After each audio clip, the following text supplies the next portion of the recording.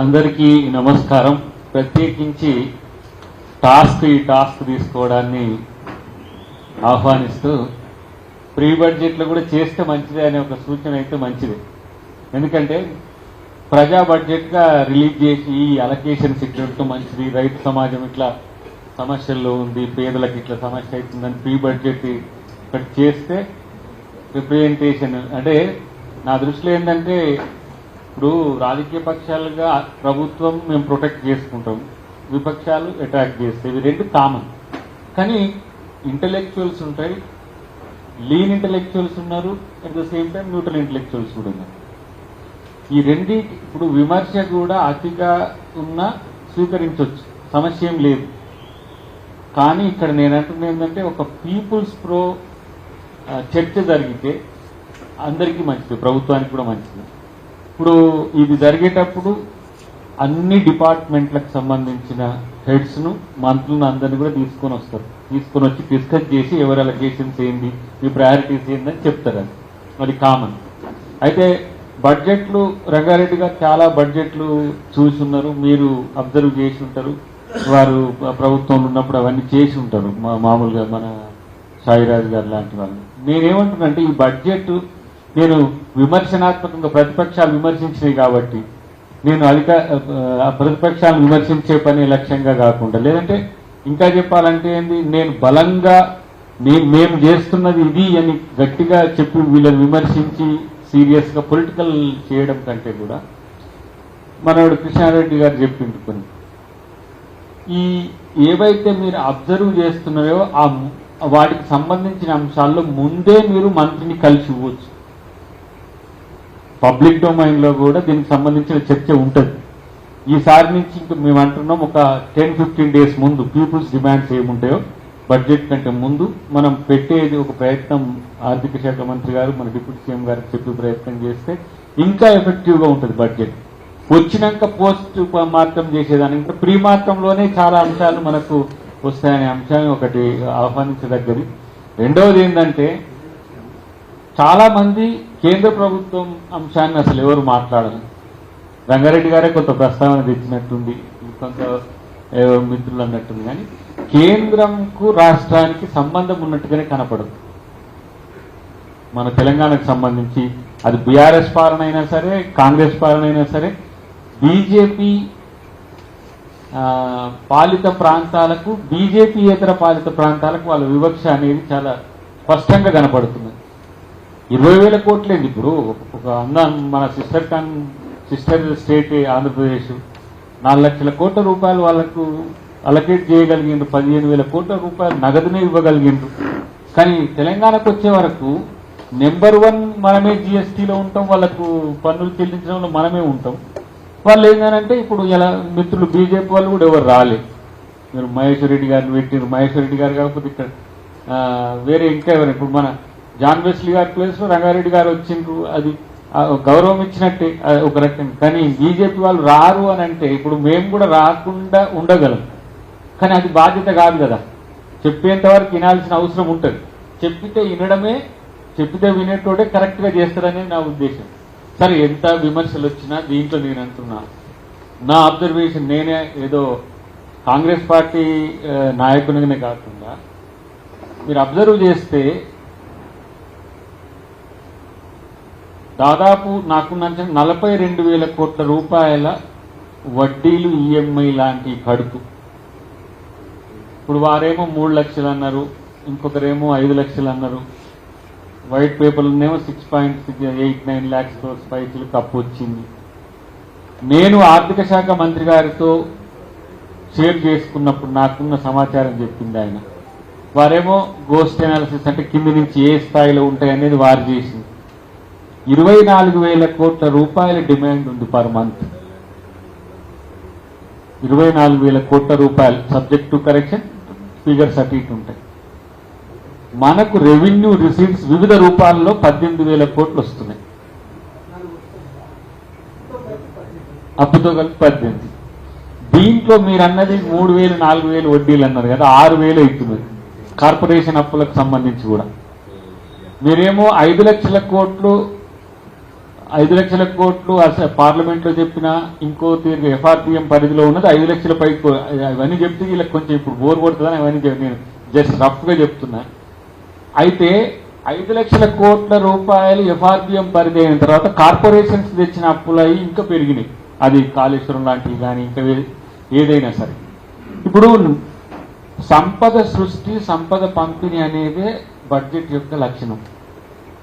అది అంచనా అయినప్పటికీ కూడా సంపద సృష్టి ఎక్కడి నుంచి, ప్రజల నుంచి వచ్చే సంపద సృష్టి ఎక్కువ ఉన్నది. మనం క్రియేట్ చేస్తున్న ఏదైతే సోర్సెస్ ఉన్నాయో వాటి నుంచి పెరిగే సంపదను పెంచే ప్రయత్నం ఇంతవరకు తెలంగాణ ఇంకా స్టార్ట్ చేయాలి. అంత పెద్దగా నాకైతే కనబడి ఒక కామర్స్ డాక్టరేట్గా నేను అబ్జర్వేషన్ చేసింది. ఎక్కడి నుంచి రావాలి జనరేషన్స్? ఇప్పుడు మనము 51,000 కోట్ల రూపాయల ఫ్రీ వీస్కి సంబంధించి 51,000 కోట్ల రూపాయలు బడ్జెట్లో పెట్టినాం. 51,000 కోట్ల రూపాయల రెవెన్యూ ఇంకా నీకు దేని నుంచి వస్తుంది? ఇతరత్ర ఆదాయం తెలంగాణ సోర్సెస్ నుంచి అని అంటే అక్కడ సమాధానం లేదు. ఇది అసలు ప్రధానమైన ప్రజలు కట్టే పన్నులు, లేదంటే ఇతరత్ర మీరు ఇంతకు ముందన్న ఎక్సైజ్ రెవెన్యూ, లేకపోతే ఇంకో ఏదో పన్ను. ఇప్పుడు ఒక మనం ఆర్టీసీ బస్సు చార్జెస్ 1 రూపీ పెంచగానే గగ్గోలు అంటుండే. పెట్రోల్ డీజిల్ మీద 27% అన్ని స్టేట్స్కి వచ్చినట్టు వస్తుంది. అసలు నేనంటున్నది ఏంటంటే ఇప్పుడు ఒక విడిపోయిన రాష్ట్రం డెవలప్ కావడానికి మనం సర్ప్లస్ రెవెన్యూస్తో ఉన్నా, ఆంధ్రప్రదేశ్ డెఫిసిట్ రెవెన్యూతో ఉన్నా కూడా చేతిలో నగదే ముఖ్యం కదా. ఇప్పుడు మనకు వస్తున్నాయి, ఖర్చు అవుతున్నాయి. ఇప్పుడు ఆ దాంట్లో 6,000 కోట్ల రూపాయలు మా లెక్క అయితే, మీ లెక్క కాకుండా ఇక మిగిలేదు 12,000 కోట్లే. అంటే నాకు డెఫిసిట్ రెవెన్యూనే డెఫిసిట్ నగదే పర్ మంత్ 6,000 కోట్ల పై చిలుకుంటున్నాయి. దీన్ని నేను ఇతరత్ర అభివృద్ధి కార్యక్రమాలకు చేయాలి, ఇంకా మేము పెడుతున్న ఫ్లాగ్షిప్ ప్రోగ్రామ్స్ చెప్పాలి, కొత్తగా అనుకుంటున్న వాటికి పెట్టాలి. పెద్దలు అన్నారు విద్యా వైద్యంకు ఈసారి 24,000 కోట్లు పెట్టగలిగింది. 24,000 కోట్లు పెట్టినప్పుడు దీన్ని ఎక్కువగా ఇన్ఫ్రాస్ట్రక్చర్ కోసమే మీరు అబ్జర్వ్ చేస్తే ఇప్పుడు 4,800 స్కూళ్లను మనం మిగతా స్కూళ్ళలో మర్జీ చేసినాం గత ప్రభుత్వంలో. ఇప్పుడు TPS స్కూల్స్ ప్రతి నియోజకవర్గానికి ఒకటి ఉంది, తెలంగాణ పబ్లిక్ స్కూల్స్ పేరు మీద. అది పెట్టుబడి, ఆదాయం కాదు. ఇప్పుడు మనం భారత్ ఫ్యూచర్ సిటీ అని మనం ఒక ప్రతిపాదన తెచ్చినాం మొన్న. తెలంగాణ రైజింగ్ పేరు మీద పెద్ద ఎత్తున జరిగింది. మనం అక్కడ 10,000 ఎకరాలు అని, 30,000 ఎకరాలు అని, వాళ్ళకు భూమి ఇవ్వాలి, వాళ్ళకు కరెంట్ ఇవ్వాలి, వాళ్ళకు నీళ్లు ఇవ్వాలి, వాళ్ళకు ఇన్ఫ్రాస్ట్రక్చర్ ఇవ్వాలి. పెట్టుబడి అది. రాబడి ఎప్పుడు? వాళ్ళు కంపెనీలు ఏర్పాటు చేసి మళ్ళీ అక్కడ మ్యాన్ పవర్ వచ్చి అక్కడ మనకు ఎంప్లాయ్మెంట్ కలిగి దాని ద్వారా వచ్చే లాభాల్లో మనకు కట్టే ట్యాక్సులే రేపు లాభం. కానీ అట్లా కూడా మనం ఆ వ్యయం కూడా మనమే పెట్టాల్సి వస్తుంది. వాటికి కూడా ఏదో భారత్ ఫ్యూచర్ సిటీ అని మనం అంటున్నాం. ఇప్పుడు దానికి ఫస్ట్ మనం ఇనిషియల్ స్టేజ్ చేసి తర్వాత వచ్చే ఒక పెట్టుబడుల ద్వారా వచ్చే వాటిని మనం ఆశిస్తున్నాం.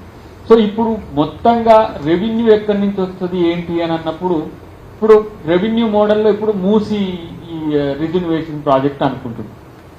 Musi reservation project multi level project కదా. ప్రజా ఉపయోగం ఉన్నది, దాంట్లో కమర్షియల్ ఉంది, దాంట్లో రవాణా స్పీడప్ అయ్యేది ఉంది. అన్నిటికంటే ముందు కడుపులో క్యాన్సర్గా పెట్టుకొని మనం ముఖానికి పౌడర్ వేసుకున్నట్టు ఉంటుంది హైదరాబాద్. ఎప్పుడు పోతామో తెలియకుండా అది ఇప్పుడు ఏ నది నగర నిర్మాణం కూడా నది పక్కన ఉన్న వాటికి ఫ్లోరిష్గా ఉన్నాయి. మీరు ఇంతెందుకు మొన్న మేము పోయి కేరళ పోయినప్పుడు కొచ్చి చూసినాం. ఎంత మంచి వాళ్ళ వాటర్ ప్రాజెక్ట్స్ ఉన్నాయి, వాటర్ రవాణా ఉంది, అన్ని రకాల ప్రయోజనాలు ఉన్నాయి. మూసి అనారోగ్యాన్ని ఇస్తున్నది. ఇంకా మూసి మన ప్రజలకు దాదాపు నేను అనుకుంటున్నా ఒక 10% పీపుల్ మూసి పరివాహక ప్రాంతంలో జీవిస్తారు.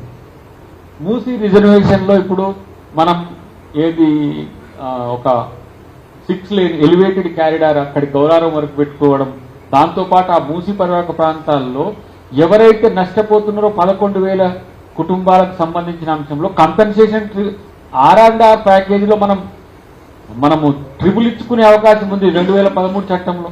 అది చేద్దామనంటే మిత్రులు కలిసి రాదు. ఏమంటారు? 1,00,000 కోట్లు, 5 లక్షల కోట్లు, 5,000 కోట్ల ప్రాజెక్టుకు సంబంధించి 5 లక్షల కోట్లను ప్రచారం చేస్తుంది. ఇప్పుడు అది మీరు అన్నారు, మన మిత్రుడు అన్నాడు, సిటీ సెంట్రికో లేకపోతే నగర కేంద్రక అభివృద్ధి అని అంటే తెలంగాణ పాపులేషన్ ఇప్పుడు 4 కోట్లకు దగ్గర వచ్చింది. అప్రాక్సిమేట్గా 2 కోట్ల మంది హైదరాబాద్ చుట్టే ఉన్నారు. అర్బనైజేషన్ తెలంగాణకి ఎక్కువ. 2 కోట్ల మంది ప్రజలు రెస్ట్ ఆఫ్ ది మనకు రూరల్ రేర్ ఏరియాలో ఉన్నారు. ప్యూర్లో regional ring road radius 70 kilometres అయితే మీరు దాంట్లో 2 కోట్ల 20 లక్షల మంది పైసలకి జనాభా అక్కడనే ఉంటుంది. నేను డెవలప్మెంట్ మోడల్ గ్రామానికి చేస్తున్న సన్న బియ్యం ఇస్తున్నాము, ఫ్రీ కరెంట్ ఇస్తున్నాము, రైతు భరోసా ఇస్తున్నాము, రైతు రుణమాఫీ చేస్తున్నాము, లేదంటే ఏవైతే ఎస్సీ ఎస్టీ బీసీలకు సంబంధించిన సంక్షేమ ఈసారి 76,000 కోట్ల రూపాయలు ఈసారి అలొకేషన్స్. ఖర్చు అనేది మీరు మళ్ళీ అయిపోయినాక మీరు ఇయర్ ఎండింగ్ లో విమర్శించండి, ఎంత ఖర్చు చేస్తున్నారు, దాంట్లో 60% చేస్తున్నామా 90% చేస్తున్నామా మీరు విమర్శించండి. ఈసారి 1,60,000 కోట్ల రూపాయల సంక్షేమ పథకాలకు పెట్టిన దాఖలాలు ఉన్నాయి. వైద్యులు సంక్షేమ పథకం ఎందుకు అనంటే ఇవాళ బట్టి గారి పాదయాత్ర ముగిసి 3 సంవత్సరాలు అయితే ఫిబ్రవరిలో కూడా మీటింగ్ పెట్టింది కదా. రేవంత్ రెడ్డి గారు పాదయాత్ర చేసిండ్రు, తర్వాత బట్టి గారు చేసిండ్రు.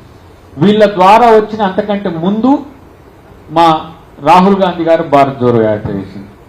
ఇవన్నీ ఆర్థిక శాఖ మంత్రికి వస్తూనే ఉంటాయి. ఈ వీటి ప్రజా డిమాండ్స్ ఉన్నప్పుడు వీటిని మీరు నెరవేర్చడానికి మీరు ప్రయత్నం చేయమనండి అని రాహుల్ గాంధీ గారి నుంచి వస్తే స్వయాన బట్టి గారే పాదయాత్ర చేసిండ్రు, తర్వాత రేవంత్ రెడ్డి గారు కూడా చేసిన పరిస్థితిలో మనం వెల్ఫేర్కు poorest of the poor criteria మీరు ఒక్క మాట ఆలోచించండి. కేసీఆర్ గారు చేసిందా లేదా అనేది మీరు చర్చించుకోండి. ఒక నియోజకవర్గానికి 3,500 ఇండ్లు ఇచ్చినాం మనం, దానికి 22,000 కోట్లు అయితే ఈ సంవత్సరం మనం గ్రౌండ్ చేసింది 5,040 కోట్ల పైకి సబ్జెక్ట్ టు కరెక్షన్. మళ్ళీ ఇప్పుడు 7,000 కోట్లు మనం చేసినాం. అంటే బునియాది లెవెల్లో, లెంటల్ లెవెల్లో, స్లాబ్ లెవెల్లో, వివిధ లెవెల్స్లో ఒకటేసారి మనం 22,000 కోట్లు బడ్జెట్ అలొకేట్ చేస్తాం. కానీ వాటిని అలొకేట్ చేసిన వాటికి చెల్లించేది 5,000 కోట్లు ఈ సంవత్సరం, ఈ ఆర్థిక సంవత్సరం చెల్లిస్తుంది. మళ్ళీ 7,000 కోట్లు పెట్టినాం మనం. ఇప్పుడు మళ్ళీ 3,500 ఇండ్లు ఇస్తున్నాం. కేవలం రూరల్ ప్రాంతాలకే కాకుండా మళ్ళీ అర్బన్ ప్రాంతాల్లో కూడా ఇప్పుడు హైదరాబాద్లో ఉండే నియోజకవర్గాలకు ఇండ్లు కట్టుకోవడానికి భూములే లేవు. ఇవి తీసుకుపోయి రాజేంద్ర నగర్లో ఉన్న భూముల్లోనో, మేడ్చల్లో ఉన్న భూముల్లోనో, లేకపోతే ఇటు పోతే చౌటుప్పల్లో ఉన్న భూముల్లోనో కడితే అక్కడ ఎమ్మెల్యేలు మా ప్లేస్లలో వీళ్ళు ఈ నియోజకవర్గం వాళ్ళకి ఎందుకు కట్టిస్తున్నారు అంటారు. ఎందుకంటే నేను జిహెచ్ఎంసీ ఎక్స్ అఫీషియో మెంబర్గా ఉన్నప్పుడు ఈ సమస్య ఎదుర్కొన్నాం. ఇదే గోషామాల్కు తీసుకుపోయి రాజేంద్రనగర్ ఇల్లు కడితే రాజేంద్రనగర్ ఎమ్మెల్యే ఉండి ఎట్లా కడతారు సార్ అని. అయినా సరే ఇప్పుడు మనం మూసి పరివాహక ప్రాంతంలో కూడా ఎక్కడెక్కడైతే మిగులు భూమి ఉంటుందో అక్కడ G+2నో G+3నో కట్టించాలని ఒక ఆలోచన ప్రభుత్వం చేస్తుంది. దీన్ని నేనేమంటున్నంటే విమర్శల కోసం అనేది కాకుండా ఇప్పుడు 3,500 ఒక 20,000 ఇండ్లు, మళ్ళీ 3,500 ఒక 20,000 ఇండ్లు, ఒక ప్రతి ఆర్థిక సంవత్సరం ఆంధ్రప్రదేశ్ అంత పేదరికంలో ఉన్నా కూడా చంద్రబాబు నాయుడు కాలంలో 3 లక్షలు కట్టిండ్రు, మళ్ళీ జగన్ గారి కాలంలో 3 లక్షలు కట్టిండు ఇల్లు. మనం ఇంత ఫ్లోరీ స్టేట్ మనం కట్టుకోవాలి. 35,000 అది అధికారికంగా చూపిస్తుంది. సరే అది టీఆర్ఎస్ మిత్రులు ఎంత నేను చెప్పని అది వేరు విషయం. నేను నా సొంత నియోజకవర్గంలో నాకు తెలిసి 2 ప్లేస్లలో, అది జగదీష్ రెడ్డి గారి ఊర్లో, ఇంకా ఇక్కడ 2-3 ప్లేస్లలో మొత్తం డబుల్ బెడ్రూమ్ పేరు మీద వాళ్ళు కట్టింది నాకు తెలిసి ఒక 400 పైసలు ఉంటాయి. ఇంకా ఇయ్యలు ఎవరికి అలకేట్ చేయాలి. అంతకుముందు జేఎన్ఎన్యూఆర్ఎం కింద ఉన్నాయి కూడా అలకేట్ చేయాలి. ఒక్క కుకట్పల్లి నియోజకవర్గ పరిసర ప్రాంతాల్లోనే 23,000 పైచిలకు ఇండ్లు కట్టి రాజీవ్ స్వగృహ గృహకల్పై కలిపి కట్టుంటే ఇవ్వలేకపోయినాం. అది ఎందుకో అర్థం కాలే. ఎవరో ఒకరు బతుకుతారు కదా. అట్లాంటి పరిస్థితుల్లో మనం ఇండ్లు లేని అంశాన్ని ఈరోజు మనం తీర్చే ప్రయత్నం చేస్తున్నాం. రెండవది, ఇలా సరే ఎన్టీ రామారావు గారు దొడ్డు బియ్యం ఇచ్చిండ్రు, రేవంత్ రెడ్డి గారు సన్న బియ్యం ఇచ్చిందని చెప్తున్నారు. కానీ ఆ రైతు అందరూ అనుకుంటున్నారు. కానీ ఇప్పుడు ఆ రైతుకు మనం బోనస్ కూడా ఇచ్చేదాన్ని కూడా మన మిత్రులు విమర్శ చేస్తారు. సన్న బియ్యం పండించే రైతుకు బోనస్ ఇస్తున్నాం, తర్వాత ఎన్నో రోజుల నుంచి కమ్యూనిస్టుల పోరాటాలు కదా రైతుకు గిట్టుబాటు ధర ఇవ్వాలని. ఇప్పుడు బియ్యానికి ఇచ్చినాం, దాన్ని ఎక్స్టెండ్ చేయండి, మీరు కందులకు చేయండి, మీరు పెసర్లకు చేయండి, మీరు మక్కలకు చేయండి. ఇప్పుడు మక్కల మూమెంట్ ఒకటి మనకు నార్త్ తెలంగాణలో ఒక డిమాండ్ పెరుగుతుంది. మహారాష్ట్ర కొంత కొంటుంది మనం కొనాలని చెప్పి దానికి ఏ విధంగా మనం మార్కెట్ చేయాలనే దాని విషయంలో కూడా గిట్టుబాటు ధరకు కూడా కేటాయింపులు ఉన్నాయి. మైక్రో లెవెల్లో బడ్జెట్ను చూస్తలేరు మన వాళ్ళు. బీఆర్ఎస్ మిత్రులు నేను అసెంబ్లీలో కూడా చూసినా కదా, నేను వాళ్ళ యొక్క ఆలోచన విమర్శలకు ఉన్నది. కానీ ఇంతకుముందు రంగారెడ్డి గారు ఒక మాట అన్నాడు, నిజంగా కేసీఆర్ అబ్జర్వేషన్స్ వేరే ఉంటుండే, కేసీఆర్ అబ్జర్వేషన్స్ డిఫరెంట్గా ఉంటుండేనేమో, ఆయన నోట్ ఎందుకు లేదనేది కూడా చర్చ ఉంది. వీళ్ళు కూడా మనోడు కేటీఆర్ కానీ మన ఎవరు హరీష్ రావు కానీ దాన్ని పాపులిస్టిక్ డిమాండ్గా చేర్చి ఆ సభలో ఆ రోజు రచ్చ చర్చ కోసం ప్రయత్నం చేస్తున్నారు కాబట్టి ప్రజాకోణం ఆవిష్కరిస్తలేరని నా యొక్క విమర్శ. వాళ్ళ మీద వాళ్ళు రేపు డెవలప్ కావాల్సిన లీడర్లు కేసీఆర్ తర్వాత వాళ్ళ పార్టీల లీడర్లు కావచ్చు కానీ ఎందుకు ప్రజాకోణాన్ని ఆవిష్కరించడంలో వాళ్ళు ఫెయిల్ అవుతున్నారు అనేది. ఎంతసేపు రేవంత్ రెడ్డి గారు కేంద్రకంగానే చర్చ చేస్తున్నారు, సార్ ఇది చేస్తా అన్నాడు. నేను అంటున్న 6 గ్యారంటీల్లో సరే వీళ్ళు 420 అని పెట్టుకున్నారు పేరు. వీళ్ళు 6 గ్యారంటీలకు 420 మేము ఇచ్చిన హామీలని. 6 గ్యారంటీల ఉన్న కింద ఉన్నది 13 ఉన్నాయి. 6 గ్యారంటీల కింద 13 ఉన్నాయి. వాళ్ళు మేము చేసినవి మేము చెప్పుకుంటున్నాం, చెయ్యని వాళ్ళు అడగాలి. కరెక్టే. తులం బంగారం అడుగుతారు, 2500 రూపాయలు అంటారు, స్కూటీలు అంటారు, ఇంకా కొన్ని ఒక 2-3 ఉన్నాయి. కానీ చేసిన వాటి విషయంలో కూడా రాద్ధాంతం చేసింది. ఇప్పుడు 12,000 కోట్ల పైచలకు ఫ్రీ బస్కు మనం మహిళకు ఇస్తే మీరు మహిళలకు మీరు ఫ్రీ బస్ ఇచ్చి ఏం చేసిందంటే పురుషులకు టికెట్ రేట్లు పెంచుదని ఒకళ్ళు అంటారు. పురుషులకు టికెట్ రేట్లు కాదు, అసలు ఫస్ట్ మీరు ఆటో వాళ్ళ నోట్ల మన్ను కొట్టింది అంటారు. ఆటో వాళ్ళ నోట్ల మన్ను కొట్టాల్సిన బాధ్యత మనకెక్కడిది? ఉబర్ తర్వాత ఏంటి ఉన్నాయి కదా ర్యాపిడోలు ఇవన్నీ వచ్చి ఎప్పుడో ఆటో వాళ్ళను నష్టం చేసినాయి. వాళ్ళ సంక్షేమం కొరకు అడగాల్సింది పోయి మీకు 10,000 రూపాయలు మీరు ఇది చేస్తా అన్నారు, మీరు చెయ్యండి. ఇది అంటే కౌంటర్ స్ట్రాటజీ. ఇప్పుడు ప్రతి ఒక్కటి ఇప్పుడు ఎన్నో పథకాల విషయంలో వల్లే వేస్తే ఏంటంటే ముఖ్యమంత్రి గారు చెప్పినాయి, లేకపోతే మా బట్టి గారు చెప్పినాయి, మా క్యాబినెట్ చెప్పినాయి, నేను చెప్పాల్సి వస్తుంది. కానీ ఈ రోజు నేనంటున్నా ఒక విమర్శ ఏమనాలి, కన్స్ట్రక్టివ్ క్రిటిసిజం వైపు ప్రతిపక్షం ఉండట్లేదు అనేది నా యొక్క విమర్శ. సరే 1-2-3 అంశాలు మీ దృష్టికి తెచ్చి మరి నేను కూడా ఎక్కువ టైం తింటున్నా కాబట్టి మీరు అందరి వాటి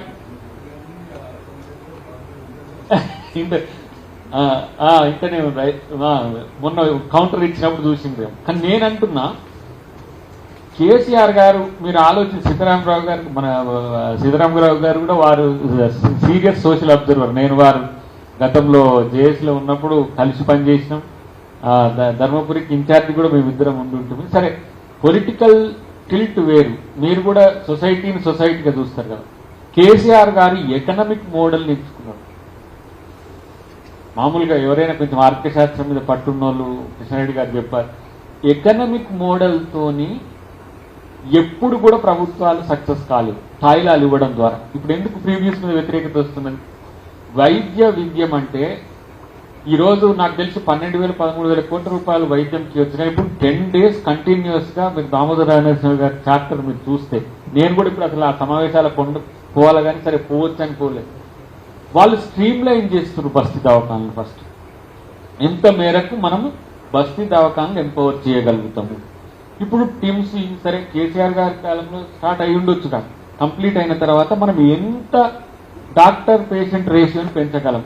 చాలా సైంటిఫిక్గా హైదరాబాద్ ప్రతి గేట్కు ఒక ఏంటి మల్టీ స్పెషాలిటీ హాస్పిటల్ 1000 బెడెడ్ ఇంకా కొన్ని ఎక్కువనే ఉన్న వాటిని తయారు చేస్తున్నారు.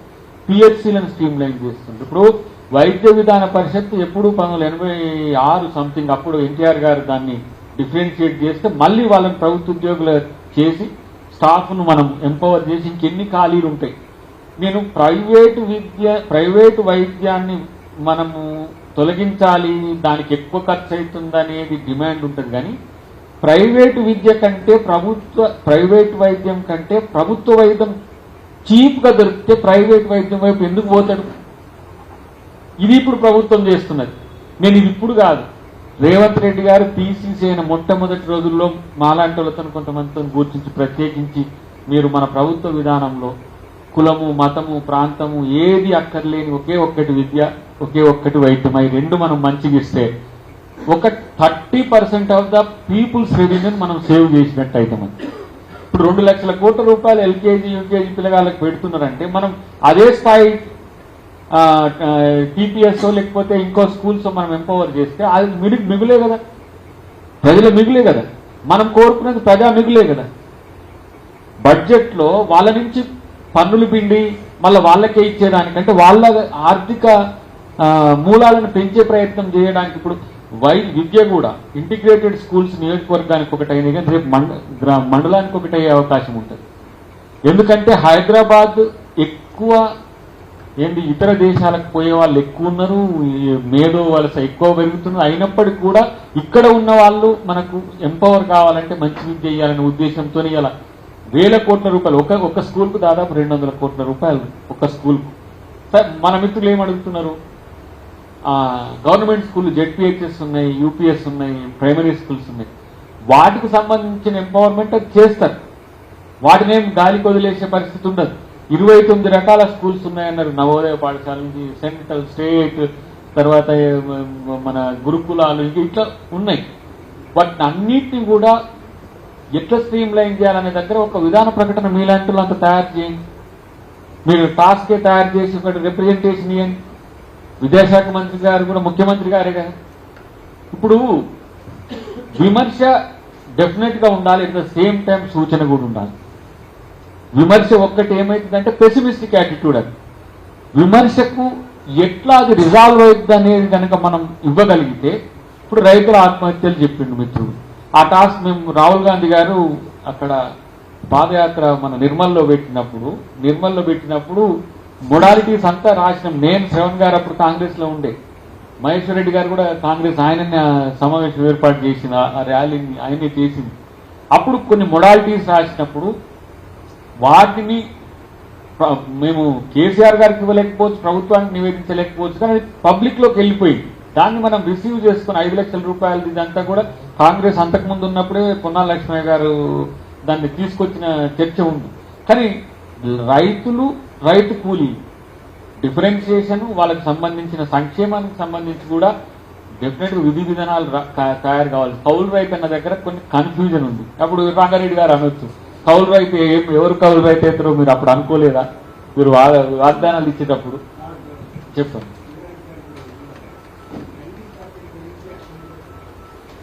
అవును అవును అవును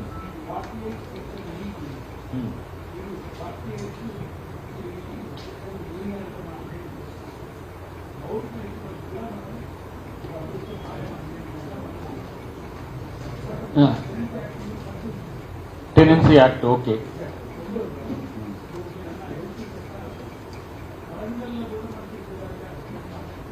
అవును అవును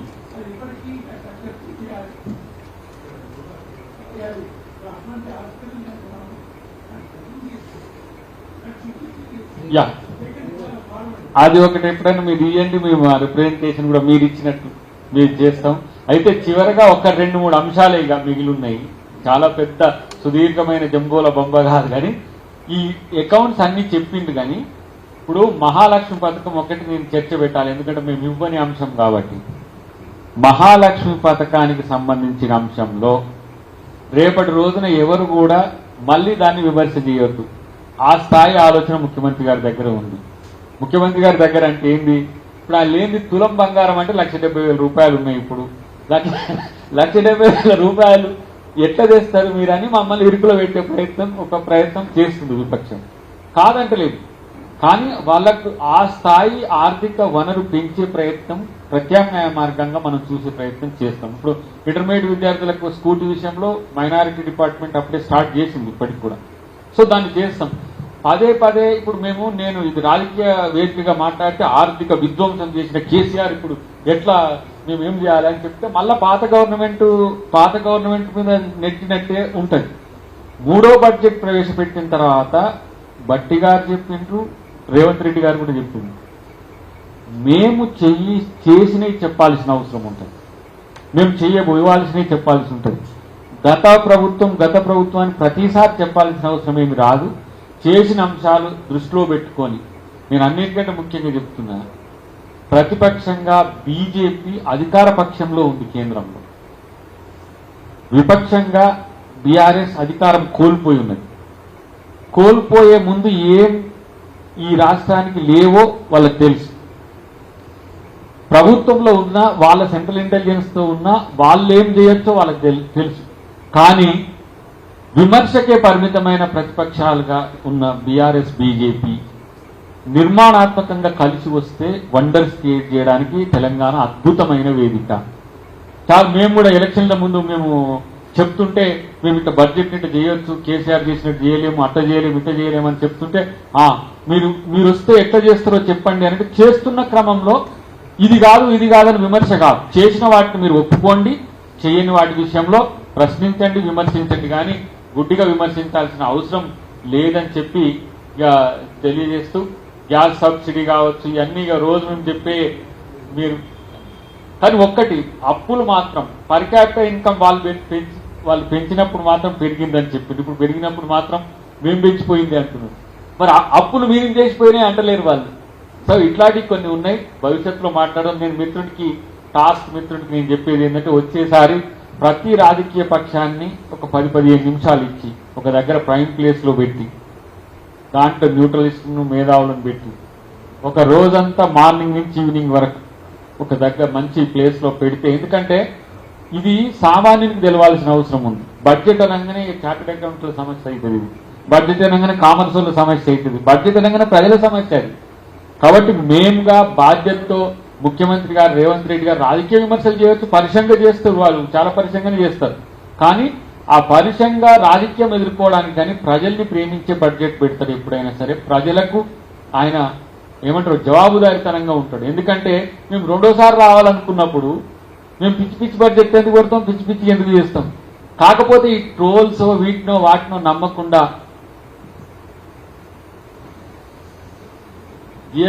జిఎస్డిపి పెరిగింది, జీబీడిపి కూడా పెరిగింది. మీకు ఎన్నో చెప్పగలను నేను, కానీ ఇప్పుడు అంత ఓపిక లేదు, అంత సందర్భ టైం కూడా లేదు.